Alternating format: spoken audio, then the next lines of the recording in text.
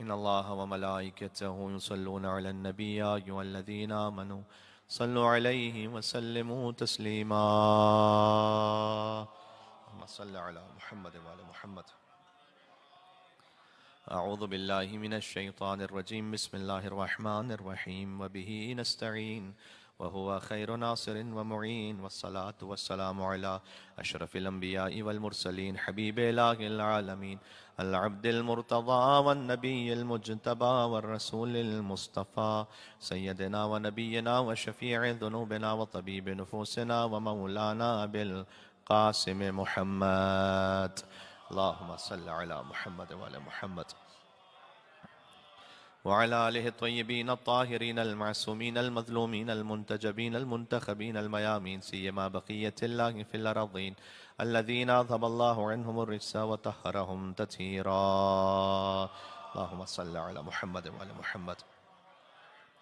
امام زمان علیہ السلام پر درود و سلام. اللہم صلی وسلم وزد وبارک علی صاحب الدعوة النبویہ والصولة الحیدریہ والعصمة الفاطمیہ والحلم الحسنیہ والشجاعة الحسینیہ والعبادة السجادیہ والمآثر الباقریہ والآثار الجعفریہ والعلوم الكاظمية والحجج الرضوية والجود التقوية والنقاوة النقوية والهيبة العسكرية والغيبة الإلهية. صلوات بر محمد وآل محمد. اللهم صل على محمد وآل محمد. رحمة الله على محبيهم واللعنة الدائمة على أعدائهم أجمعين. بسم الله الرحمن الرحيم. اللهم كن لوليك الحجة ابن الحسن صلواتك عليه وعلى آبائه في هذه الساعة وفي كل الساعة وليا وحافظا وقائدا وناصرا ودليلا وعينا حتى تسكنه أرضك طوعا وتمتعه فيها طويلا. صلوات بر محمد وآل محمد. قال الله تبارك وتعالى في القرآن الكريم. بسم الله الرحمن الرحيم. إنا زينا السماء الدنيا بزينة الكواكب. نعرہ صلوات. اللهم صل على محمد وآل محمد. سورہ صافات کی چھٹی آیت پیش نظر ہے ابتدائی کلام میں، جہاں اللہ سبحانہ وتعالیٰ نے تخلیق کائنات کے بارے میں گفتگو کرتے ہوئے ارشاد فرمایا ہے کہ انا زینا السماء الدنیا بزینۃ الکواکب. ہم نے اس دنیا کے آسمان کو، جو پہلا آسمان ہے، دنیا کا مطلب یہ دنیا بھی ہے، اور دنیا یعنی پسترین، اس لیے دنیا کو دنیا کہا جاتا ہے کہ دنیا کا جو لغوی مطلب ہے وہ ہے کہ پسترین مقام. تو گویا اس وقت عالم تکوین میں ہم عالم ذر میں تھے، عالم ارواح میں تھے. وہاں سے جو سفر انسان کا شروع ہوا جو ہے انا للہ، اور پھر ہے انا الیہ راجعون، کہ پھر ہمیں واپس جانا ہے. ہمیں جانا نہیں ہے اللہ کے پاس، ہمیں واپس جانا ہے. دونوں میں فرق ہے. آپ یہاں واپس نہیں آئے، آپ آئے ہیں، واپس گھر جائیں گے. تو انسان واپس وہاں جاتا ہے جہاں سے اصل آیا ہوتا ہے. تو راجعون کا لفظ انا للہ و انا الیہ راجعون. ارجعی الی ربک راضیۃ مرضیہ. اے حسین آپ آنا جائیے، آپ واپس آ جائیے اپنے رب کی بارگاہ میں، اس عالم میں کہ آپ اپنے رب سے راضی ہیں، آپ کا رب آپ سے راضی ہے. تو یہ جو پورا سرکل ہے نظام تکوین کا، جہاں عالم ارواح سے شروع ہوا سلسلہ، اور پھر اس کے بعد خاک ہے، اور وَلَقَدْ خَلَقْنَا الْإِنسَانَ مِنْ سُلَالَةٍ مِنْ طِينٍ ثُمَّ جَعَلْنَاهُ نُطْفَةً فِي قَرَارٍ مَكِينٍ ثُمَّ خَلَقْنَا النُّطْفَةَ عَلَقَةً فَخَلَقْنَا الْعَلَقَةَ مُضْغَةً فَخَلَقْنَا الْمُضْغَةَ عِظَامًا فَكَسَوْنَا الْعِظَامَ لَحْمًا ثُمَّ أَنشَأْنَاهُ خَلْقًا آخَرَ فَتَبَارَكَ اللَّهُ أَحْسَنُ الْخَالِقِينَ. یہ جو پورا پروسیس ہے، سورہ مومنون مل کے صلوات بھیجیں محمد و آل محمد علیہ السلام پر. اللہم صل علی محمد و آل محمد. کہ اللہ نے کہا کہ ہم نے تمہیں خاک سے خلق کیا.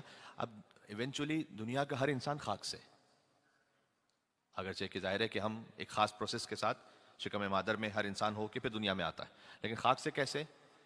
کیونکہ یہ لفظ خود قرآن میں استعمال ہوا، اس لیے میں ممبر پہ استعمال کر رہا ہوں. نطفہ یہ جس شے سے وجود میں آتا ہے وہ خاک ہی سے ہم وہ غذا کھا رہے ہیں. تو اللہ تعالیٰ نے ہم سے کیا کہا ہے؟ یا مٹی سے غذا کھاؤ، یا ان جانوروں کو کھاؤ کہ جو پلانٹس کھا رہے ہیں، مٹی سے کھا رہے ہیں. گوشت خور جانور ہم پر حرام کر دیے اللہ نے. آپ تصور فرمائیے گا. تو یعنی یا سبزی کھاؤ یعنی ویجیٹیبلز کھاؤ، یا ان جانوروں کو کھاؤ جو ویجیٹیبلز کھا رہے ہیں. تو ایونچولی ہمارا جو سلسلہ ہے وہ کہاں پہ پہنچے گا؟ وہ یہ کہ ہم خاک سے، وَلَقَدْ خَلَقْنَا الْإِنسَانَ مِنْ سُلَالَةٍ مِنْ طِينٍ ثُمَّ جَعَلْنَاهُ نُطْفَةً فِي قَرَارٍ مَكِينٍ، اس کے بعد ہم نے اس نطفے کو ایک محفوظ مقام پر رکھا. ثُمَّ خَلَقْنَا النُّطْفَةَ عَلَقَةً فَخَلَقْنَا الْعَلَقَةَ مُضْغَةً فَخَلَقْنَا الْمُضْغَةَ عِظَامًا فَكَسَوْنَا الْعِظَامَ لَحْمًا ثُمَّ أَنشَأْنَاهُ خَلْقًا آخَرَ فَتَبَارَكَ اللَّهُ أَحْسَنُ الْخَالِقِينَ. تو ہم نے نطفے سے جمع و خون بنایا، جمع و خون سے گوشت کا لوتھڑا بنایا، گوشت کے لوتھڑے سے ہڈیاں بنائی، ہڈیوں سے فَكَسَوْنَا الْعِظَامَ لَحْمًا، ہڈیوں کے اوپر گوشت کے ایک اور تہہ کو چڑھایا. یہ 1400 سال پہلے اللہ اس کتاب میں بیان کر رہا ہے، جب نہ کوئی ایکس رے ہے نہ کوئی الٹرا ساؤنڈ ہے، اور نبی مصطفیٰ صلی اللہ علیہ وآلہ وسلم اللہ سبحانہ و تعالیٰ کے اذن سے اس کو بیان کر رہے ہیں. یہ قرآن کا معجزہ ہے.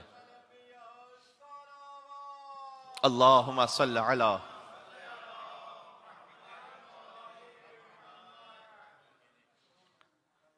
پھر ہم نے ہڈیوں کے اوپر گوشت کی تہہ کو چڑھایا. ثم انشأناہ خلقا آخر، اس کے بعد ہم نے اسے کچھ اور بنا دیا، یعنی ہم نے اس میں روح پھونکی. اور میں اس بات کی طرف اشارہ کر چکا ہوں کسی ایک مجلس میں کہ ثم یہاں استعمال ہوا اس لیے کہ ایک فاصلے کے ساتھ روح آتی ہے، فوراً نہیں آتی.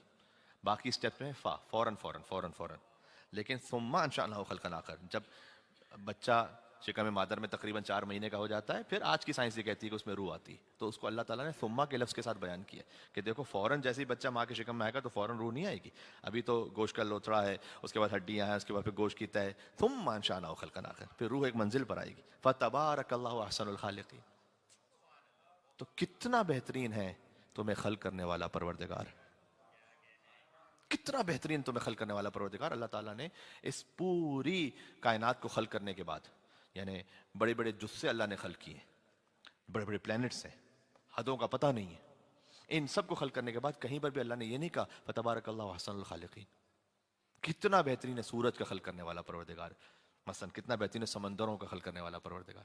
ابھی ایک بچہ متولد ہوا ہے، اتنا چھوٹا ہے وہ کہ نہ خود ہل سکتا ہے، نہ خود کھا سکتا ہے، نہ خود رفع حاجت کے لیے جا سکتا ہے، نہ خود اپنے آپ کو پاک کر سکتا ہے، نہ اپنی خود غذا کا انتظام کر، کچھ بھی نہیں کر سکتا بظاہر یہ بچہ. اللہ اس کو کہہ رہا ہے کتنا بہترین ہے اس بچے کا خلق کرنے والا پروردگار. وائے؟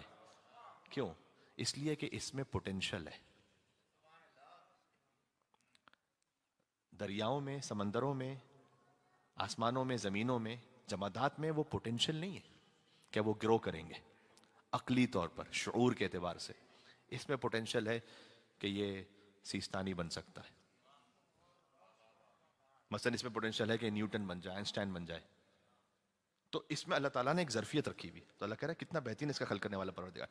اس کے باوجود بھی کہ اللہ کہہ رہا ہے کتنا بہترین خلق کرنے والا پروردگار، یہ جو ہم نے اپنے خلقت کے سلسلے میں جو راؤنڈ لیا نا، یہ آدھا راؤنڈ ابھی ہوا ہے ہم دنیا میں. تو عالم ارواح سے چلے ہیں اللہ کے پاس سے، اور ان سارے مراحل سے، شکم مادر اور پھر خون اور گوشت کا لوتھڑا اور ہڈیاں، اور اس کے بعد ہوتے ہوتے ہوتے ہوتے ابھی ہم ایک ہاف منزل پر ہیں. جب سرکل کا ہاف ہوتا ہے تو وہ سب سے لوئسٹ پوائنٹ ہوتا ہے، اس لیے اس کو دنیا کہا جاتا ہے. دنیا یعنی اس پوری کریشن کا سب سے لوئسٹ پوائنٹ. ہاں، دنیا کا جو اپوزٹ ہے وہ ہے علیا. یہ آپ کو لفظ ملے گا بعض احادیث میں، روایات میں. علیا، علیا ہی سے ہے علی ابن ابی طالب، وہ اعلیٰ ترین پوائنٹ ہے.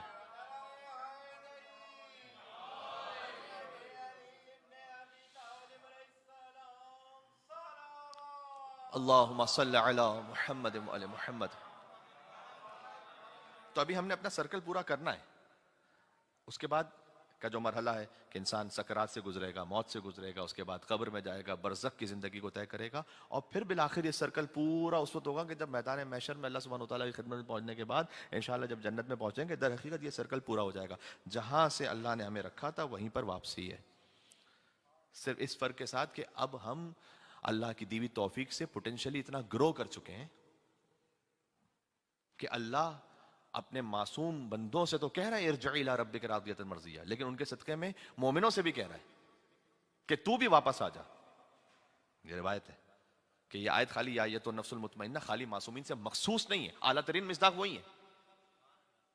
لیکن اللہ تعالیٰ خاص طور پر جب ایک مومن کی روح نکل رہی ہوتی ہے نا تو وہ فکر مند ہوتا ہے، گھبرا رہا ہوتا ہے. بہرحال دنیا سے اٹیچمنٹ ہر ایک کی ہے، تو وہ دیدار کرتا ہے چہرے محمد مصطفیٰ صلی اللہ علیہ وآلہ وسلم کو اور علی مرتضیٰ علیہ السلام کو. اللہم صلی علی محمد وعلی محمد. تھوڑا سا آگے آ جائیے گا، مومن آ رہے، تھوڑا سا آگے آ جائے. اللہم صلی علی محمد و آل محمد وعجل فرجہم. تو اب تصور فرمائیے گا جب وہ دیکھتا ہے نا ان ہستیوں کے چہرے کو،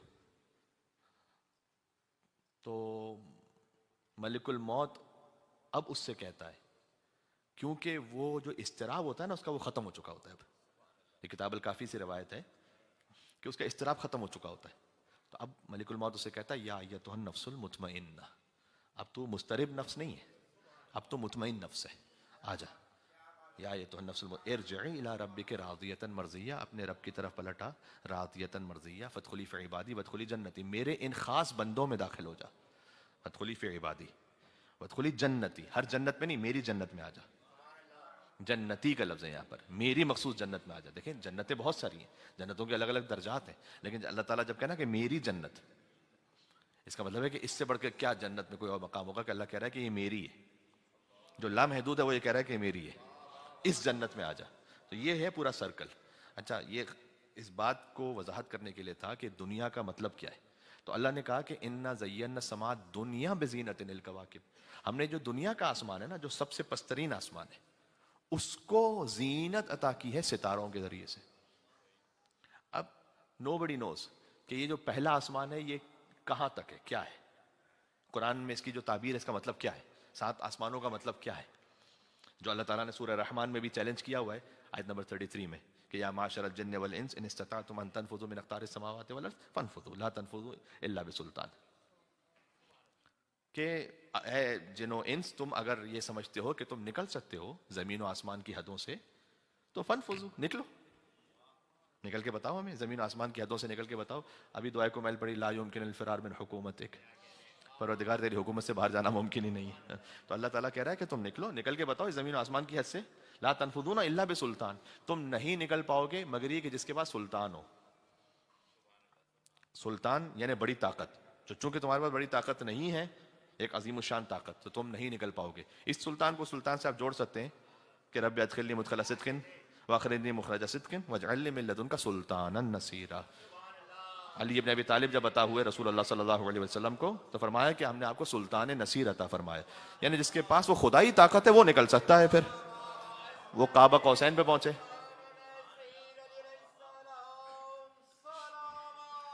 اللہم صلی علی محمد وعلی محمد. بہت توجہ رکھیے گا، میں اس تمہید سے ایک منزل تک آپ کو لے جانا چاہتا ہوں. تو اللہ تعالیٰ نے دنیا کے آسمان کو زینت عطا کی ستاروں سے. اب آپ اس وقت کی بہت ساری ڈسکوریز ہیں اس کو آپ دیکھیے کہ کہاں کہاں تک گیلیکسیز ہیں، بلینز آف سٹارز ہیں، انبلیویبل ہے سب کچھ. اور ہمارے سامنے روز بروز وہ پکچرز آتی ہیں کہ مثلا 1980 میں یہاں تک ہم پہنچے تھے تو اس اسٹار کو ایسے دیکھ رہے تھے، اور آج ہم 2024 میں اس پلانٹ کو ایسے دیکھ رہے ہیں. اور اس کے اندر کیا کچھ ہے، اس کے اندر بھی کچھ مثلا دنیا کے سائز سے بڑے بڑے ماؤنٹینز ہیں مثلا مارس میں، اور ان کے اندر کیا کچھ پاسبلٹیز ہیں. اب سوال یہی ہے کہ یہ سب کا سب بظاہر کیا پہلا ہی آسمان ابھی چل رہا ہے؟ ابھی تو یہ کوئی دوسرے تیسرے آسمان کی بات نہیں آئی ہے، کیونکہ یہاں سارے سٹارز ہیں یہاں پر. تو اللہ کہہ رہا ہے ہم نے اس دنیا کے آسمان کو زینت عطا کی ستاروں سے. اچھا آسمان ہے بھی کیا، اس بارے میں بھی ایک گفتگو ہے. آسمان کو بعض علماء نے اس طرح تعبیر کیا ہے کہ انتہائی حد نگاہ. آسمان کا مطلب ایسا نہیں کہ اللہ نے کوئی پردہ باقاعدہ لگایا ہوا ہے کہ یہاں پہ ختم ہوا اس کے بعد یہاں سے دوسرا آسمان یا دوسری دنیا شروع ہو رہی ہے. انتہائی حد نگاہ یعنی the last point of our sight, یہ ہے بھی پہلا آسمان. اب وہ لاسٹ پوائنٹ ہم جب تک دیکھ رہے تھے اپنی خالی ظاہری نگاہوں سے تو وہ لاسٹ پوائنٹ یہ تھا، اس کے بعد اور بڑے اور بڑے اور بڑے اور بڑے. اب سمجھ نہیں آ رہا کہ آخر اینڈ کیا ہے، پہلے آسمان کا اینڈ کیا ہے. اگر ہم نے اس آسمان کو زینت دی ہے ستاروں سے، اور اتنے سٹارز اللہ نے رکھے ہیں کہ سائنٹیفک ریسرچ کے مطابق دنیا میں جتنے ڈیزرٹس ہیں اس میں جتنے پارٹیکلز ہیں ان سے زیادہ سٹارز ہیں آسمانوں میں. یہ سب کچھ ہے آسمانوں میں. اور یہ آسمان کو اللہ سبحانہ وتعالیٰ نے ستاروں سے زینت عطا کی ہے اس لیے کہ ان 7 آسمانوں میں، جس کی حقیقت میں تو نہیں جانتا، میں نہیں کہہ رہا کہ ہم نہیں جانتے، میں اپنے لیے اعتراف کر رہا ہوں کہ میں نہیں جانتا کہ اس کی اصل ریالٹی کیا ہے، بٹ جو فرسٹ آسمان ہے، ان 7 میں سے سب سے پہلے آسمان والوں نے مولا علی کی ولایت کو سب سے پہلے قبول کیا تھا، امام رضا علیہ السلام کی حدیث ہے۔ تو اللہ نے اپنا عرش وہاں بنایا، عرش سے مزین کیا 7ویں آسمان کو، اس کے بعد 4تھے آسمان والوں نے قبول کیا تھا، تو اللہ نے بیت المعمور 4تھے آسمان پر بنایا جو فرشتوں کا قبلہ ہے، پھر دنیا کے آسمان نے قبول کیا تھا امیر المومنین کی ولایت کو، لہٰذا اللہ نے ستاروں کے ذریعے سے زینت عطا فرمائی ہے دنیا کے اس آسمان کو۔ یعنی جب آپ اب یہاں سے باہر نکلیں، فرض کیجئے کبھی آپ کی آسمان پر نگاہ پڑے اور آپ کو سٹارز نظر آئیں تو آپ کہیں سبحان اللہ علی ولی اللہ، اس لیے کہ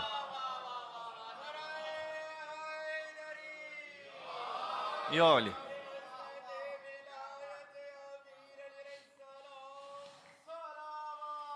اللہم صلی علی محمد وعلی محمد۔ یہ در حقیقت ایک تھوڑی سی تفصیلی، لیکن میں چاہتا تھا تمہید آپ کے سامنے پڑھوں ایک آگے جملے کے لیے۔ گویا آسمان جو دنیا کا ہے اس کو زینت عطا کہ اللہ تعالیٰ نے اسٹارز سے، اور امام رضا علیہ السلام نے فرمایا اللہ نے اسٹارز یہاں پر اس لیے رکھے ہیں کہ اس آسمان نے 3 نمبر پر آسمانوں میں امیر المومنین کی ولایت کا کلمہ پڑھا تھا۔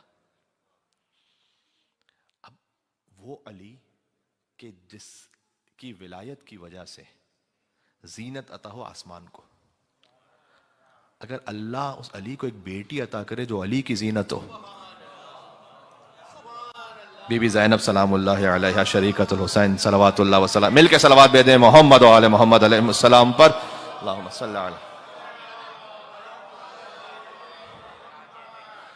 کیونکہ ایام شہزادی کے ہیں لہٰذا میں ذکر کر رہا ہوں اس جملے کو۔ آپ کو زینب کے لفظ کو سمجھنے کے لیے جتنے ہماری حیثیت بساط ہے، آپ کو امیر المومنین کی عظمت کو سمجھنا پڑے گا، کیونکہ باپ کی زینت ہے۔ تو اب شب جمعہ علی ابن ابی طالب علیہ السلام کا مقام ظاہر ہے کہ وہ پاسبل ہی نہیں کہ کوئی بیان کر سکتے، کوئی درک کر سکے، لیکن حضور مکرم نے کام کیا تھا، وہ یہ تھا کہ مسلمانوں کے دماغوں میں ہر وہ شے کہ جو پہلے سے اسٹیبلش تھی جس کی فضیلت، اس کی فضیلت کو جوڑ دیا علی ابن ابی طالب کی فضیلت کے ساتھ، تاکہ مثلا شب جمعہ، اب شب جمعہ ہر مسلمان اس کی عظمت کو سمجھتا ہے۔ فرمایا کہ فضل لیلۃ الجمعہ علی سائر اللیالی کفضل علی ابن ابی طالب علی سائر الناس، شب جمعہ کی فضیلت باقی راتوں پر ویسی ہے جیسے علی کی فضیلت باقی انسانوں پر ہے۔ فضل شہر رمضان علی سائر الشہور کفضل علی ابن ابی طالب علی سائر الناس، رمضان کی فضیلت باقی مہینوں پر ویسی ہے جیسے علی ابن ابی طالب کی فضیلت باقی انسانوں پر ہے۔ فضل لیلۃ القدر علی سائر اللیالی کفضل علی ابن ابی طالب علی سائر الناس، لیلۃ القدر کی فضیلت باقی راتوں پر ویسی ہے جیسے علی ابن ابی طالب کی فضیلت باقی راتوں۔ تو آپ ذرا غور فرما رہے ہیں، ہر وہ شے کہ جس کی فضیلت آلریڈی اسٹیبلش ہے مسلمانوں کے دماغوں میں، یا علی مثلوں کا مثل الکعبہ، اے علی آپ کی مثال کعبے کی مثال ہے، کیونکہ کعبے کی فضیلت پہلے سے اسٹیبلش ہے۔ اے علی آپ کی مثال سورہ قل هو اللہ احد کی مثال ہے،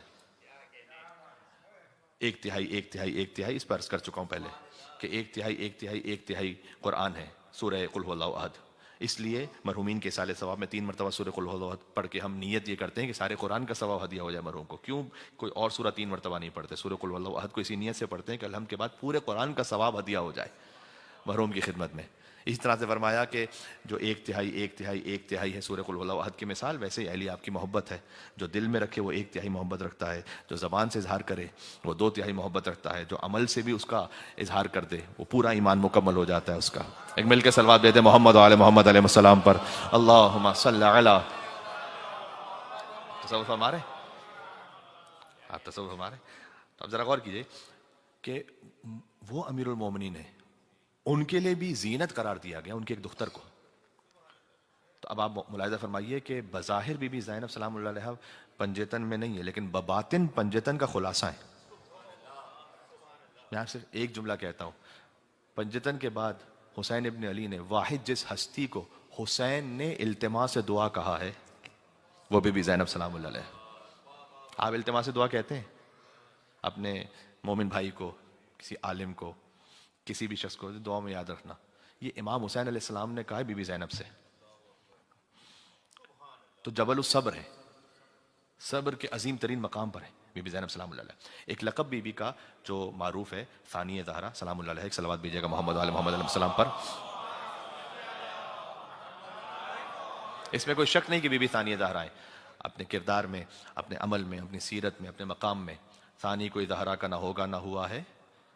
ہاں حضرت زینب کو جو کہیے تو بچا ہے، میرا نہیں اس نے کہا، کوئی بی بی زہرا کا ثانی نہیں ہے، لیکن بی بی زینب سلام اللہ علیہ کو کہیے تو بچائے۔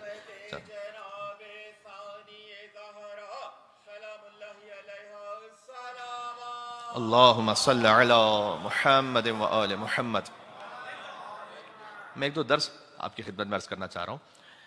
اب بی بی زینب سلام اللہ علیہ، میں نے بات شروع کی تھی زمین و آسمان کے نظام سے، اب اللہ سبحانہ و تعالیٰ نے سب کچھ خلقی، انی ما خلقت السماء مبنیہ ولا ارضا مدحیہ ولا قمرا منیرا ولا شمسا مضیہ ولا فلکا یدور ولا بحرا یجری ولا فلکا یسری الا فی محبت ہؤلاء الخمسہ۔ تو جو چادر کے نیچے ہیں ان کی زینت ہے بی بی زینب سلام اللہ علیہ، یہ ذہن میں رکھیے گا۔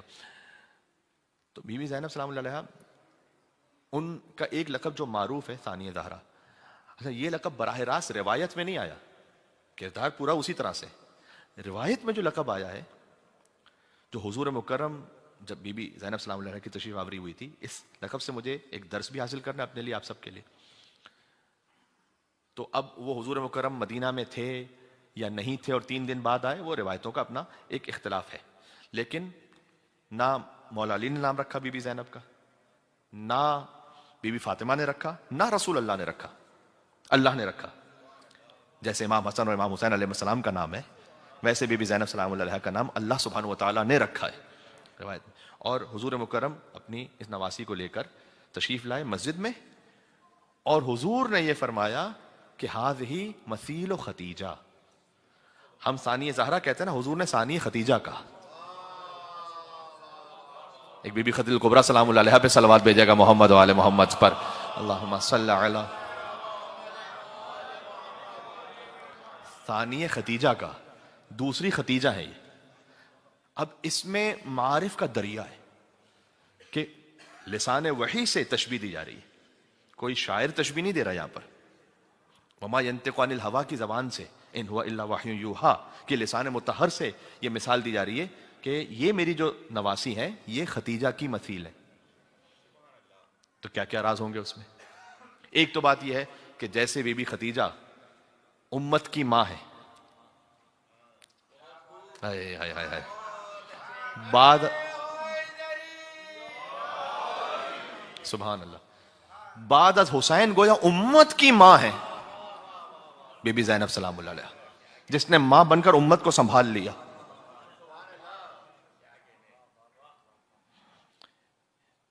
امام زمان علیہ السلام آیت اللہ مرشی نجفی کے خواب میں آئے، عالم مکاشفہ میں یا پھر، اور ان سے یہ کہا کہ فلاں محلے میں گلی میں جاؤ، وہاں پر ایک شاعر رہتا ہے، اس سے جا کر کہنا تم نے جو شعر لکھا ہے اس سے حجت دورہ یعنی امام زمان علیہ السلام میں بہت راضی ہوں۔ علامہ مرشی نجفی وہ کہتے ہیں کہ میں بیدار ہوا، میں اس کے گھر پہ پہنچا اور میں نے اسے کہا کہ تمہیں مبارک ہو، امام زمان علیہ السلام نے پیغام دیا کہ تم نے جو شعر کہا ہے وہ بارگاہ مقبول حضرت حجت ہے، کہ مجھے بتلائیے۔ علامہ مرشی نجفی کہتے ہیں کہ مجھے بتلائیے کہ آپ نے کیا شعر کہا ہے۔ تو اس نے شعر یہ کہا تھا کہ کربلا در کربلا می مان اگر زینب نہ بوت، کربلا کربلا ہی میں رہ جاتی اگر زینب نہ ہوتی، یہ مصرع تھا اس کا۔ تو امت کو ماں بن کر پالنے والی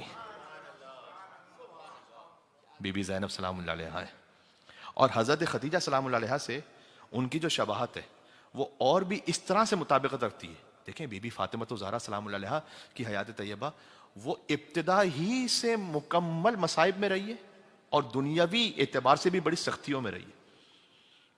بی بی فاطمہ سلام اللہ علیہ بنت رسول ہیں، لیکن آپ جانتے ہیں کہ جب بی بی دنیا میں تشریف آوری ہوئی ہے تو اس وقت پتھر مارنے والے ہیں رسول اللہ کو، کانٹے بچھانے والے ہیں، نعوذ باللہ کیا کچھ پھینکنے والے ہیں رسول اللہ پر، یہ سب کچھ ہے۔ اس وقت بی بی کی آمد ہے، اور پھر ایسے حالات ہو گئے کہ ابو طالب علیہ السلام کی وفات ہو گئی، حضرت خدیجہ سلام اللہ علیہ کی شہادت ہو گئی، حضرت ابو طالب کی شہادت ہو گئی، اور حضور مکرم کو اللہ کا حکم ہے کہ اب آپ مکہ چھوڑ دیجئے۔ حضور مکرم نے مکہ چھوڑا، اس سے پہلے شیب ابی طالب میں جو 3 سال گزارے ہیں تو اس میں فاقے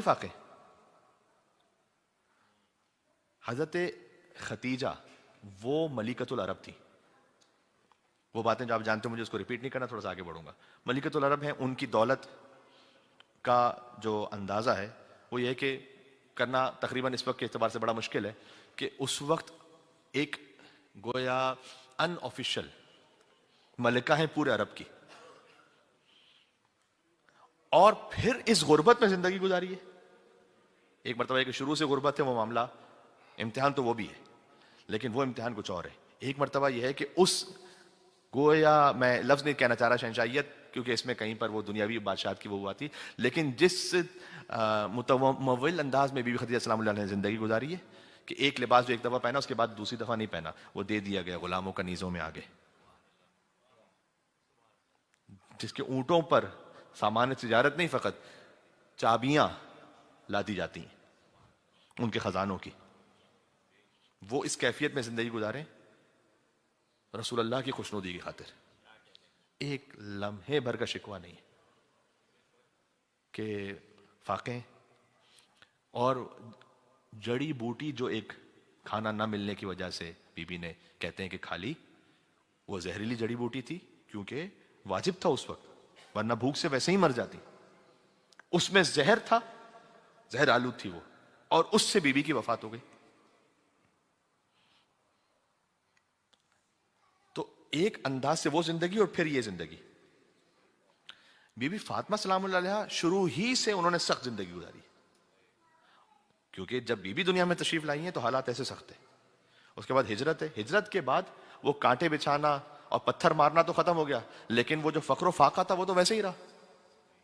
اور اتنا شدید قسم کا آپ جانتے ہیں کہ 3 دن ہو جاتے تھے اور حسنین کریمین کیا کھانا نہیں ہوتا تھا.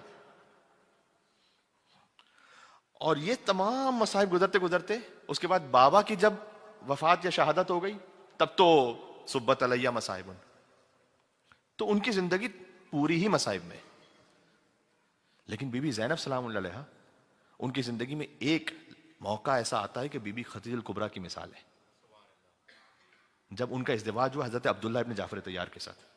عبداللہ ابن جعفر طیار جو جانتے ہیں وہ جانتے ہیں کہ جیسے ملکۃ العرب ہے بی بی خدیجہ الکبریٰ سلام اللہ علیہ، ویسے عبداللہ ابن جعفر طیار اتنے بڑے بزنس مین ہیں کہ رسول اللہ کی دعا انہیں بچپن سے ملی ہوئی ہے. بیٹے ہیں جعفر طیار کے. جعفر طیار وہ پہلی ہستی ہیں کہ جنہوں نے علم اسلام اٹھاتے ہوئے اپنے دونوں شانے کٹوائے، لہذا ابو الفضل عباس السلام ثانی جعفر طیار ہے. ان کو زیارت میں بھی تشبیہ دی گئی حضرت جعفر طیار علیہ السلام سے. آپ تصور ہمارے تو حضرت جعفر طیار تو ہجرت کر کے چلے گئے تھے ایتھوپیا، اور وہاں نجاشی کے سامنے انہوں نے پورا خطبہ بھی دیا تھا.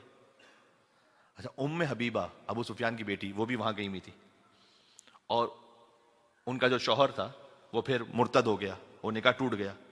تو کہیں یہ پروپیگنڈا کرنے کا موقع نہ مل جائے کہ مسلمان عورتوں سے نکاح کرنے کے بعد یہ جو کنورٹ ہوتے ہیں، یعنی مطلب یہ کہ آتے ہیں مسلمان بنتے ہیں، اس کا نکاح کرتے ہیں، اس کے بعد پھر چلے جاتے ہیں. تو رسول اللہ نے خود نکاح کرنا چاہا ان سے،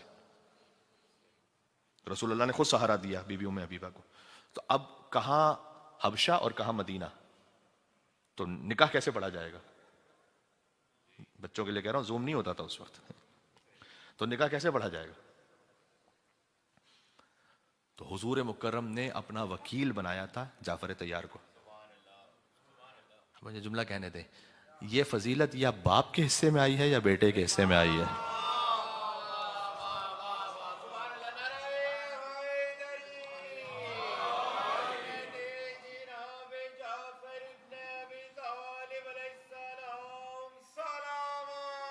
اللہم صلی علی محمد وعلی محمد. یا بی بی خدیجہ الکبریٰ سے جو نکاح پڑا وہ ابو طالب نے پڑھا، یا حبشہ میں ام حبیبہ سے جو نکاح پڑا وہ ابو طالب کے بیٹے جعفر طیار نے پڑھا. یا یہ باپ کی فضیلت ہے یا بیٹے کی فضیلت ہے؟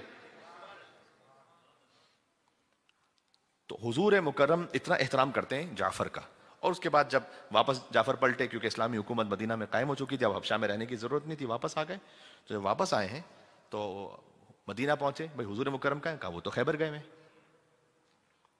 اور خیبر جیسے ہی پہنچے جعفر تو گویا ایک طرف سے علی ابن ابی طالب مرہب کا سر لے کر باذن پروردگار خیبر کے در کو اکھاڑ کر آ رہے ہیں، اور یہاں سے جعفر رسول اللہ کی خدمت میں پہنچ رہے ہیں. دونوں بھائی ساتھ ساتھ پہنچے. حضور نے کہا سمجھ نہیں آتا علی کی فتح کی زیادہ خوشی مناؤں یا جعفر کے پلٹنے کی زیادہ خوشی مناؤں. اس مقام پر ہیں جعفر. اور فرمایا کہ مقام تو ہے بہت جعفر کا، لیکن بہرحال جو اسلامی اصول ہے وہ تو رہے گا. چونکہ جنگ میں حصہ نہیں لیا تھا، کچھ ہی لمحوں بعد پہنچے تھے، تو جنگ میں تو اسے ملے گا کہ جو جنگ میں حصہ مال غنیمت جو لے چکا ہے جنگ میں حصہ. اب وہ چاہے بھاگا ہوا ہو، چاہے وہ مومن ہو کہ منافق ہو کہ کچھ بھی ہو، ملے گا سب کو. لیکن جعفر کو نہیں ملے گا کیونکہ وہ جنگ میں نہیں تھے. خیبر کا مال غنیمت کلہاڑیوں سے سونے کی جو اینٹیں تھیں وہ کاٹے گئی. کہے جعفر لیکن میں آپ کو ایک ایسی نماز سکھلاؤں کہ جو پورے خیبر کے مال غنیمت سے بڑھ کر ہے. اور صلاۃ الہبہ تحفے والی نماز، صلاۃ التسبیح تسبیح والی نماز، نماز جعفر طیار، جو بھی آپ نام دے دیں وہ عطا فرمائی. اور اکسیر اعظم کبریت احمر ہے. یعنی اگر کوئی خیبر جتنا مال غنیمت دنیا میں ویسا فائدہ چاہتا ہے تو نماز جعفر طیار پڑھے. اخروی ثواب تو ہے اپنے مقام پر، دنیا کا یہ اثر ہے، اس کا اجر ہے. میں ذاتی طور پر جانتا ہوں، اسی میلبن کی بات کر رہا ہوں، کہ مومنین کے 10 سال سے رکے ہوئے کام، لٹرلی 10 سال سے ہر کوشش کر لی، ہر طریقہ اختیار کر لیا. اور اس کے بعد ظاہر ہے کہ اپنے چھوٹا بھائی سمجھتے ہوئے مجھے وہ میرے پاس آئے اور انہوں نے مجھ سے کہا کہ مولانا صاحب اس طرح سے. اور میں نے ان سے کہا کہ نماز جعفر طیار پڑھیں، تھوڑا سا مشکل تو ہے کام. نماز جعفر طیار تقریباً آدھا گھنٹہ لگتا ہے، تھوڑا سا زحمت تو ہو سکتی ہے، لیکن ہو سکے تو جمعے کے دن ظہر کے وقت سے پہلے پڑھیں، ورنہ پھر کسی بھی وقت پڑھ لیں. اور آپ اس کا اثر دیکھیں. لٹرلی میرے خیال میں 2 سے 3 ہفتے گزرے تھے. انہوں نے کہا مولانا صاحب غیب سے کام ہو گیا، میں بتا نہیں سکتا آپ کو کیسے کام ہوا ہے. یہ میں آپ کو ایک مثال دے رہا ہوں اس شہر کی جس شہر میں گفتگو کر رہا ہوں، ورنہ ہر جگہ کی مثالیں تو اس کو اپنی زندگی میں رکھیں.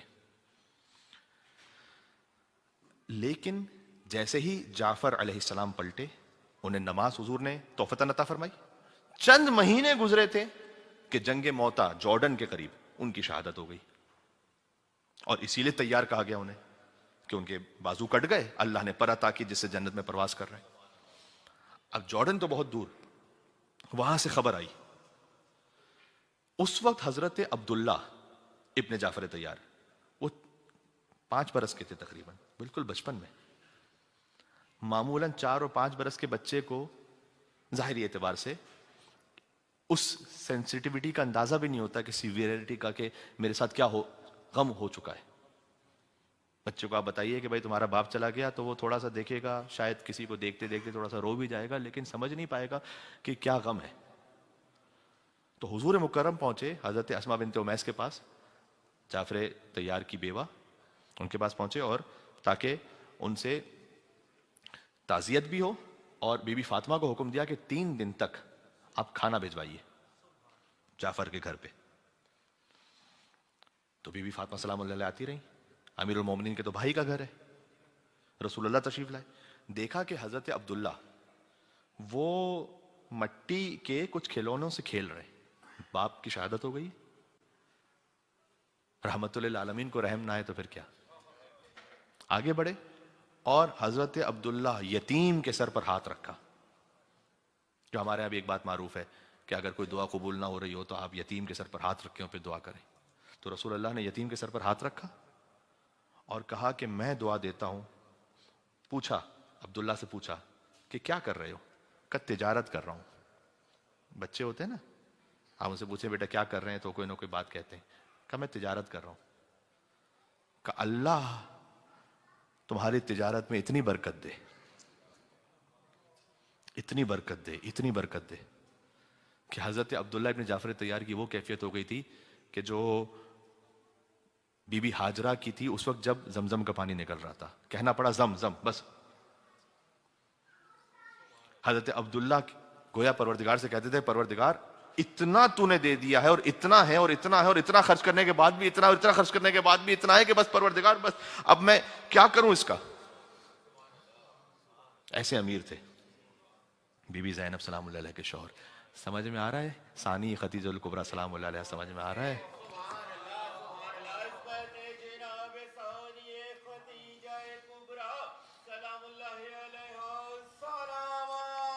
اللہم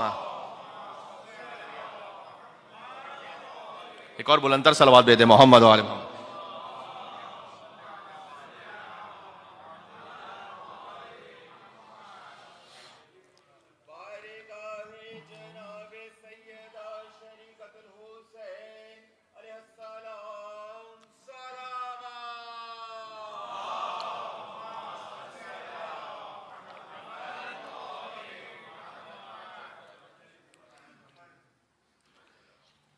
تو اتنے متمول ہیں حضرت عبداللہ ابن جعفر طیار. عربوں میں مشہور تھا, دو لوگوں میں آپس میں جھگڑا ہوتا تھا نا مالی معاملے پر. اب مالی معاملے پہ جو جھگڑا ہے اس وقت نہ اتنی ڈاکومنٹیشن ہے, نہ کورٹس ہیں, نہ لائرز ہیں, ایسا کوئی تو معاملہ ہے نہیں. اب اس کو حل کیسے کیا جائے؟ اب ایک دوسرے سے کہہ رہا ہے کہ تم نے میرا حق کھایا, وہ کہہ رہا ہے تم نے میرا حق کھایا ہے. قرضے کی بات ہے, میں تو قرضہ دے چکا تھا, کہا تم نے نہیں دیا, کہا تم بھول رہے ہو یا تم جھوٹ بول رہے ہو, یا وراثت کو جو. اس میں جب بھی کوئی مالی مسئلے میں ایک دوسرے سے دست و گریباں ہو جاتے تھے, چاہے وہ 100 درہم کا مسئلہ ہو, 1000 درہم کا, 10,000 درہم کا, یا بظاہر لاکھ درہم تک, مطلب کتنا بھی ہو, یہ مسئلہ ایک لمحے میں حل ہو جاتا تھا. پتہ ہے کیسے؟ وہ جھگڑتے جھگڑتے آپس میں کہتے اچھا اچھا اچھا رک جاؤ, تم سمجھ رہے ہو نا تمہارا حق ہے, میں تو نہیں دے سکتا کیونکہ میں سمجھ رہا ہوں میں نے دے دیا, جا کر عبداللہ ابن جعفر طیار سے لے لینا, جا کے لے لینا ان سے. وہ آتا تھا, اپنا معاملہ بیان کرتا تھا, حضرت عبداللہ بن جعفر طیار دے دیتے تھے. پھر اتنا ہو جاتا تھا کہ نہیں سنبھالا جاتا. رسول اللہ کی دعا جو شامل حال ہے, رسول اللہ کی دعا جو شامل حال ہے. ایسے گھر میں زندگی گزاری بی بی زینب سلام اللہ علیہا نے. میں آپ کو بتلانا چاہ رہا ہوں, میں آپ کو یہ بتلانا چاہ رہا ہوں, ثانی خدیجہ الکبریٰ سلام اللہ علیہا. اور اس کے بعد پھر حجت خدا کی خاطر جن مصائب کی کیفیت سے گزری بی بی سلام اللہ علیہا, تو پھر بھوک ہے, پیاس ہے, بظاہر سامنے فقر ہے, اسیری ہے, ایسا شدت کا سفر ہے کہ 19 دن تک بے پالان اونٹوں پر سفر کرنا. حضرت ابو ذر کو ربضہ کے مقام پر چھوڑ دیا تھا خلیفہ وقت نے, 3 دن تک چھوڑا تھا, ان کی پیروں کا گوشت ختم ہو گیا تھا. میں خالی مثال دے رہا ہوں آپ کو. بی بی زینب سلام اللہ علیہ اور باقی بیویاں, اور امام سید سجاد علیہ السلام اور بی بی سکینہ سلام اللہ علیہ. تو اس کیفیت کے بعد پھر حضرت عبداللہ بن جعفر طیار کے لیے امیر المومنین نے وہی جملہ کہا تھا جو رسول اللہ کے لیے رسول اللہ نے کہا تھا امیر المومنین اور بی بی فاطمہ کے لیے, کہ اگر علی نہ ہو تو سیدہ کا کوئی ہمسر یا ہمکف ہی نہیں ہے. تو بی بی زینب سلام اللہ علیہ کے لیے بھی یہی جملہ کہا تھا مولا علی علیہ السلام نے, کہ اگر جعفر کا بیٹا عبداللہ نہ ہو تو زینب کا کوئی ہمسر نہیں ہے. اس مقام پر ہیں. اس لیے میں آپ سے یہ بھی کہوں گا کہ اگر کوئی رزق کی تنگی میں تو وہ بی بی زینب سلام اللہ علیہا اور حضرت عبداللہ ابن جعفر طیار دونوں کی خدمت میں ایک صلوات کی تسبیح ہدیہ کرے, اور پھر اس کا اثر دیکھیں آپ. اللہم صلی علی محمد و آل محمد وعجل فرجہم. تو بی بی ثانی خدیجہ الکبریٰ ہے کہ اس دولت سے نکل کر پھر بی بی چلی, اور پورا سفر کرنے کے بعد جب دوبارہ پہنچی, دوبارہ مدینے پہنچے, تو حضرت عبداللہ ابن جعفر طیار وہ باذن امام حسین علیہ السلام مدینہ ہی میں رکے تھے ان کے نمائندے بن کر. اور اتنی ریاست ہے ان کی کہ سیریا میں ان کی زمینوں کی زمینیں تھیں. دیکھیں اس زمانے میں کوئی فیکٹریز تو نہیں ہوتی تھی نا, تو ایگریکلچر ہی سب سے بڑی ایک طرح سے انکم ہے, اور زمینیں. تو سیریا کی جو زمین تھی وہ سب سے زیادہ کلٹیویٹڈ تھی, لہٰذا سیریا میں ان کی بہت زمین. لہٰذا عبداللہ ابن جعفر طیار مدینہ کے جب حالات دوبارہ سخت ہوئے تو اہل بیت کے خانوادے کو لے کر شام تشریف لے گئے. یہ ایک ظاہر تھا اس کا, ایک باطن یہ تھا کہ فاتح شام کو واپس شام پلٹنا تھا, اور ہمیشہ کے لیے اب شام منسوب ہو گیا. بنی امیہ کی دہائیوں کی حکومت کے بعد اب آپ اس شہر میں جائیے تو لکھا ہوتا ہے ویلکم ٹو سٹی آف سیدہ زینب سلام اللہ علیہ. یہ عظمت ہے شریکت الحسین بی بی کی. ایک مل کے صلوات بے نام امام حسین اور شریکت الحسین سلام اللہ علیہ پر. اللہم صلی علی محمد وعلی محمد.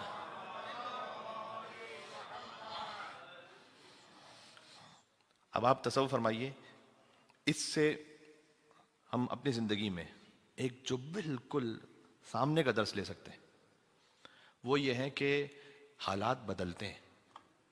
کبھی آپ کس کیفیت میں ہوتے ہیں, کبھی آپ کس کیفیت میں ہوتے ہیں, یہ ہر ایک کی زندگی میں ایک جیسے نہیں رہتے. کبھی کسی کے پاس واقعاً اتنا سرمایہ ہوتا ہے کہ آپ کو اس کی لگ رہا ہوتا ہے اس کے انداز سے کیا یہ کیا کر رہا ہے, اس کو فکر ہی نہیں ہوتی, وہ اڑایا جا رہا ہے اڑایا جا رہا ہے اڑایا جا رہا ہے.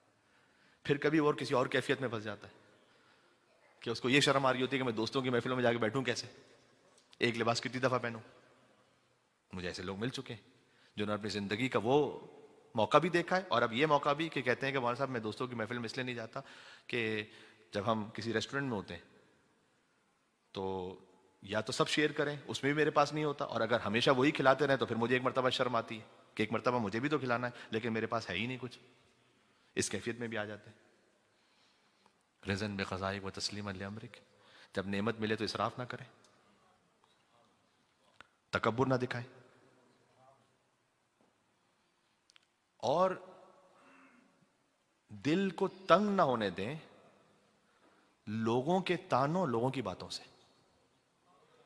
ویری امپورٹنٹ, ورنہ آپ اپنا پروڈکٹیو کام نہیں کر پائیں گے. لوگ تو چاہتے ہی ہیں.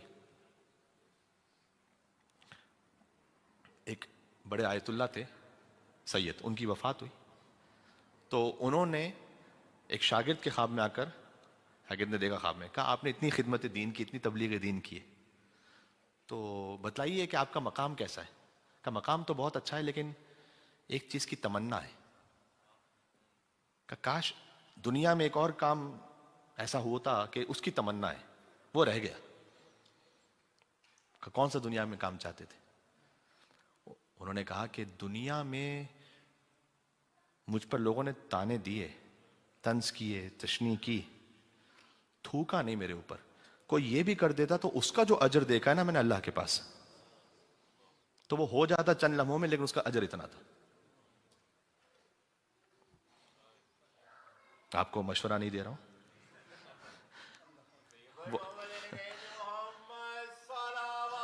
اللہم صل علی محمد و علی محمد. ہمیشہ ایک جیسا نہیں رہ سکتا دنیا کا نظام. یوم لک و یوم علیک. مولا علی فرماتے ہیں کوئی دن تمہارے ساتھ ہے, کوئی دن تمہارے خلاف ہے. جب تمہارے ساتھ ہے اللہ کے شاکر بن کے رہو, تکبر نہ ہوئے, اور جب تمہارے خلاف ہے تو شاکی نہ بنو, شکوہ کرنے والے نہ بنو, تسلیم رہو. پروردگار جو تو نے میرے مقدر میں لکھا ہے. اپنی خطاؤں پر معافی مانگو, گناہوں پہ معافی مانگو. ایک ذریعہ بنتا ہے, ایک ذریعہ بنتا ہے کوئی نہ کوئی واقعہ کہ اللہ کسی اور پرواز پہ آپ کو پہنچانا چاہتا ہے. جب تک آپ اس تکلیف سے نہیں گزریں گے اس وقت تک وہ پرواز نصیب نہیں ہوگی. یہ میں آپ کو احادیث کی روشنی میں بتلا رہا ہوں. یا تو بلند درجہ انسان کو ملتا ہے اس کے اعمال کی وجہ سے, اور کبھی اللہ سبحانہ و تعالیٰ یہ دیکھتا ہے کہ یہ جو بلند درجہ اعمال کی وجہ سے ملنا ہے, اب اعمال میں بھی وہ لیاقت نہیں رہی کہ پوٹینشل ہے روح میں کہ اس بلند مقام پہ پہنچ سکے, یا اعمال میں خود وہ ظرفیت نہیں ہے کہ جو اس صبر کرنے میں ہے. ایک گھر کی مجلس میں سنا چکا ہوں کہ اللہ تعالیٰ نے 7 مقام پر کہا ہے بغیر حساب قرآن میں, اس میں سے 5 رزق کے مقام ہے بغیر حساب. ایک ہے ھذا عطاؤنا, کچھ خاص بندوں کے لیے اللہ نے کہا آل محمد علیہ السلام, یہ ہماری عطا ہے تم پر, فمنن بانٹو او امسک, روک کے رکھو بغیر حساب, مرضی تمہاری, جس کو دو جس کو نہ دو, یہ آل محمد کی مرضی ہے, آل محمد کی مرضی ہے. اللہ نے ان کے اختیار میں دیے, جس کو دو, جتنا روک کے رکھو, جتنا.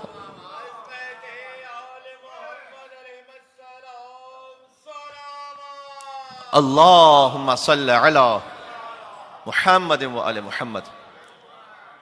جو پیچھے مومنین تشریف فرمائے, اگر زحمت نہ ہو تو آگے آ جائیں, اچھا لگے گا, ساتھ میں شامل ہو جائیں گے. تھوڑا تھوڑا کر کے آگے آ جائیں اور وہاں تک آ جائیں. اللہم صل علی محمد و آل محمد وعجل فرجہم.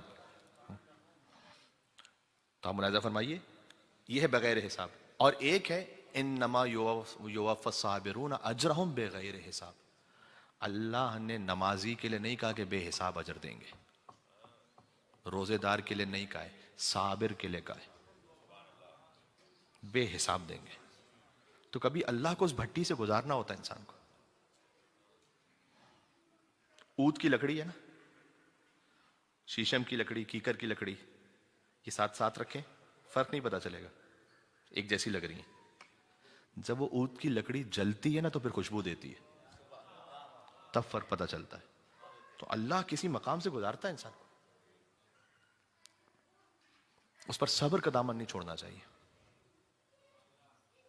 شکوہ نہیں لانا چاہیے، استغفار ہو، شکر ہو، اور آگے روحانی مقامات کی توفیق اللہ سبحانہ و تعالیٰ سے مانگیں۔ حضرت موسیٰ علیہ السلام نے کہا پروردگار میں تبلیغ کرتا ہوں، کچھ لوگ میری بات مانتے ہیں کچھ نہیں مانتے، چلو نہ مانے، مجھے سامنے باتیں تو نہ سنائے، کم سے کم باتیں تو نہ سنائے، مجھ پہ لان تان تو نہ کریں، تشنیع تو نہ کریں۔ اللہ سبحانہ و تعالیٰ نے کہا اے موسیٰ تم مجھ سے وہ مانگ رہے ہو جو میں نے اپنے لیے بھی نہیں رکھا ہے۔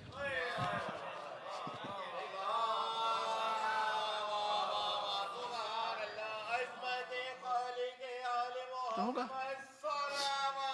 اللہم صل علی محمد و آل محمد وعجل فرجہ، تم مجھ سے وہ مانگ رہے ہو جو میں نے اپنے لیے بھی نہیں رکھا ہے، تو اللہ پر بھی نعوذ باللہ کیا کیا کہتے ہیں؟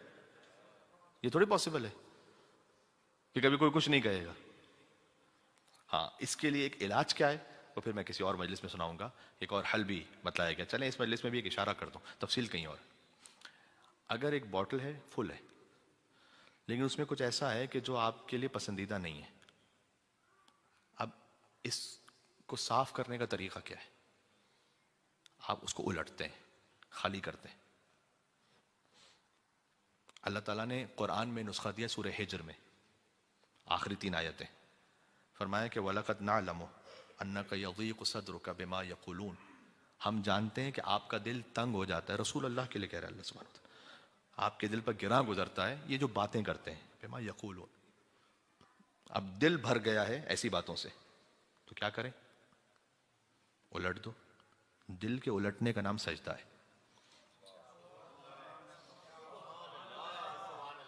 آگے آیت میں کہا فَسَبِّحْ بِحَمْدِ رَبِّكَ وَقُمْ مِنَ السَّاجِدِينَ، ایسے نہیں کہہ رہا ہوں میں یہ کہ اپنے رب کی تسبیح کرو، سبحان کہو اسے، سبحانک انی کنت من الظالمین کہو، اور سجدہ کرو۔ سجدہ کرنے والوں میں ہو جاؤ، تمہارا دل الٹ گیا نا، اب یہ الٹ گیا، وہ جو تھا سب کچھ اس کے اندر غبار وہ نکل گیا، اللہ کی بارگاہ میں پہنچو، سجدہ کر لو۔ وَعْبُدْ رَبَّكَ حَتَّىٰ يَأْتِيَكَ الْيَقِينُ، اور اتنی عبادت کرتے رہو اپنے رب کی کہ یقین تک پہنچ جا۔ سبحان اللہ، یہ بات سمجھ میں آ رہی ہے؟ تو عزیزوں یہ بی بی زینب سلام اللہ علیہا کے مصائب میں ہمیں سمجھ میں آتا ہے کہ ایک وہ بی بی اس مقام پر کہ کس کیفیت میں وہ اپنے گھر میں رہی ہوں گی حضرت عبداللہ ابن جعفر طیار کے ہاں، اور پھر ایک یہ کیفیت کہ بی بی تشریف لائی ہیں اور 3 دن تک دروازے شام پہ کھڑی رہی ہیں، 3 دن تک، علی کی بیٹی، کہ وہ ظالم یزید اجازت دے تو دربار میں داخل ہو، اور دربار سج رہا تھا اور گلیاں سج رہی تھیں، اور دربار کو اس طرح سجایا گیا تھا کہ جو دربار کی جگہ تھی نا وہ چھوٹی پڑ گئی تھی کرسی نشینوں سے، تو اس ملعون نے یہ حکم دیا کہ مسجد میں دربار لگاؤ۔ وہ مسجد کہ جو بی بی زینب کے نانا کے صدقے میں اور ان کے بابا کے صدقے میں دنیا کی ہر مسجد کا وجود ہے، لیکن وہاں کی وہ جو مسجد ہے مسجد اموی، اس میں کہا گیا کہ اس کا صحن بڑا ہے، دربار لگاؤ۔ میں نے جو عدد پڑھا ہے 700 سے 900 کرسی نشینوں کا، کرسیاں لگی ہوئی ہیں۔ داخلہ اہل حرم شام کے مصائب میں پڑھ رہا ہوں آپ کی خدمت میں۔ یکم سفر المظفر، علی کی بیٹیاں شام میں پہنچی ہیں۔ اللہ سبحانہ و تعالیٰ امیر المومنین کی اولاد کے صدقے میں آپ کی اولاد کو سلامت رکھے، کوئی غم نہ عطا فرمائے سوائے غم علی اور اولاد علی ابن ابی طالب علیہ الصلوۃ والسلام کے۔ تو بیوی جب وہاں پہنچی ہیں تو 700 یا 900 کرسی نشین تھے، اور روم کا سفیر بیٹھا ہوا تھا، یہودی ریاستوں کے سفیر بیٹھے ہوئے تھے، اور بڑے بڑے عمراء وزراء بیٹھے ہوئے تھے، ہر ایک کے ساتھ ان کا کوئی غلام کھڑا ہوا تھا جس نے زرق برق لباس پہنے ہوئے تھے۔ پہلے دروازے سے بی گزری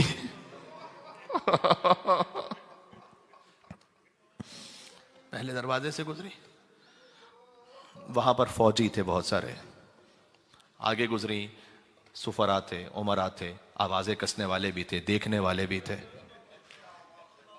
بی بی ایک مقام پر بیٹھی، پھر کھڑی ہوئی، کہا السلام علیکم امیر المومنین۔ اس کے بعد اور آگے بڑھی، اور آگے بڑھ کر اب دربار میں پہنچی۔ یزید شراب کے نشے میں تھا، حسین کا کٹا ہوا سر سامنے رکھا ہوا تھا، ہائے حسین، ہائے زینب سلام اللہ علیہ۔ اور یزید اب شراب کے نشے میں پوچھتا ہے من ہاذہ من ہاذہ من ہاذہ، یہ کون ہے، یہ کون ہے، یہ کون ہے، یہ کون ہے، یہ کون ہے، یہ کون ہے۔ ایک حلقے میں بیویوں نے بی بی زینب سلام اللہ علیہ کو لیا ہوا تھا، کہا من ہاذ، یہ کون ہے؟ تو یزید پوچھ رہا ہے کہ من ہاذہ، یہ کون ہے، یہ کون ہے، یہ کون ہے، یہ کون ہے۔ بی بی زینب سلام اللہ علیہ نے اپنا تعارف کروایا، میں علی کی بڑی بیٹی ہوں، لیکن میں تجھے اس لائق نہیں سمجھتی کہ تجھ سے گفتگو کی جائے۔ اب جیسے ہی بی بی نے یہ کہا تو سارے دربار والے حیران ہو گئے کہ یہ کون ہے کہ جو اس انداز سے خطاب کر رہی ہیں۔ تو اس نے فوراً کہا، فوراً اس کو گویا ایک مقام پہ یوں کرتے ہوئے کہ سرنڈر ہونا پڑا کہ میں نے نہیں کہا تھا کہ حسین کو مارو، وہ تو ابن مرجانہ نے مار دیا، وہ تو ابن مرجانہ نے مار دیا۔ کہ بی بی زینب سلام اللہ علیہ نے وہ تاریخی خطبہ ارشاد فرمایا وہاں پر، وہ کبھی اور سناؤں گا۔ لیکن عزیزوں، جب بی بی کا خطبہ جاری تھا تو اسے یہ خطرہ ہوا کہ کہیں ایسا نہ ہو کہ یہاں بی بی زینب سلام اللہ علیہ کے خطبے کی وجہ سے کہ انقلاب برپا ہو جائے، تو اس نے چاہا کہ بی بی کی ہمت کو نعوذ باللہ ختم کرے، لہذا اس نے خیزران کی لکڑی سے حسین کے لبوں پر مارنا شروع کیا۔ بی بی زینب سلام اللہ علیہ کے سامنے خیزران کی لکڑی سے حسین کے لبوں پر مارنا شروع کیا، جن لبوں کو رسول اللہ چوما کرتے تھے۔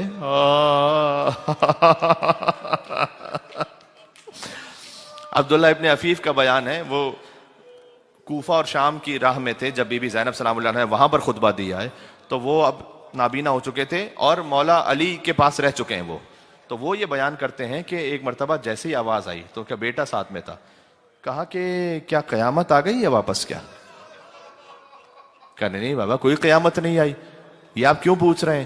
کہ اس لیے کہ جب ہم 20 رمضان علی کے پاس تھے نا، تو اس وقت علی نے جب ہمیں آخری خدا حافظ کہا تو انہوں نے یہ کہا تھا کہ اب یہ آواز محشر میں سنو گے علی ابن ابی طالب کی، یہ علی کی آواز اب اس وقت کہاں سے آ رہی ہے؟ کہ یہ علی کی آواز نہیں، علی کی بیٹی علی کے لہجے میں خطبہ دے رہی ہے۔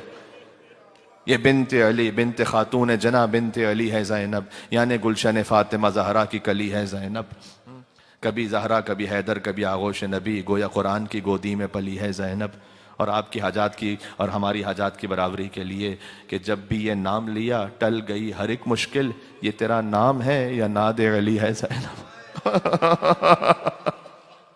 یہ بھی زینب سلام اللہ علیہ۔ میں آخری منزل پڑھ دوں اس دربار کی اور بات تمام کر دوں کہ بی بی زینب سلام اللہ علیہ نے ایک مرتبہ وہ کیفیت بھی دیکھی دربار میں کہ اب یزید نے دیکھا کہ ایک چھوٹی بچی ہے جو کبھی اپنا سر اٹھاتی ہے، کبھی اپنا،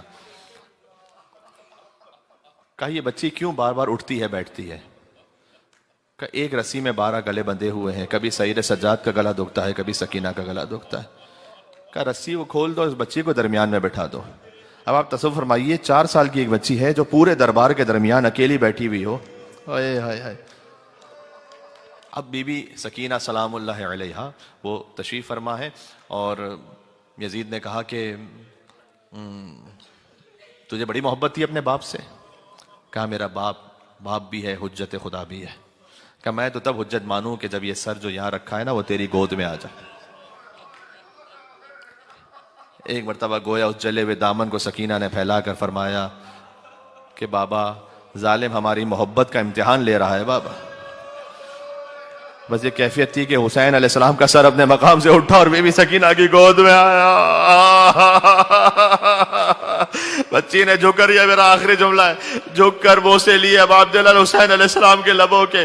علماء کہتے ہیں آج منظر بدل گیا، ہمیشہ حسین جھک کر سکینہ کا بوسہ لیتے تھے، آج سکینہ نے جھک کر حسین کا اور فرمایا من الذی قطع وریدک، بابا یہ گردن کی رگیں کس نے کاٹ لی بابا؟ من الذی خضبک بشیب، پر بابا یہ آپ کی داڑھی کو خون سے رگیر کس نے کر دیا؟ بابا ایک بچی کے ڈوئے تھے، لیکن سکینہ گویا کہتے کہتے خاموش ہوئی. فرمایا بابا لیکن میرے بھی تو زخمی رخسار ہو گئے گا. بابا میرے کانوں سے لہو جا رہی ہے، میرے رخساروں پر تباہ ہو گیا نشان دیکھو. یا حسین، یا حسین ابن علی الشہید الغریب یا ابن رسول اللہ، السلام علی الحسین وعلى علي بن الحسين وعلى أولاد الحسين وعلى أصحاب الحسين. يا حسين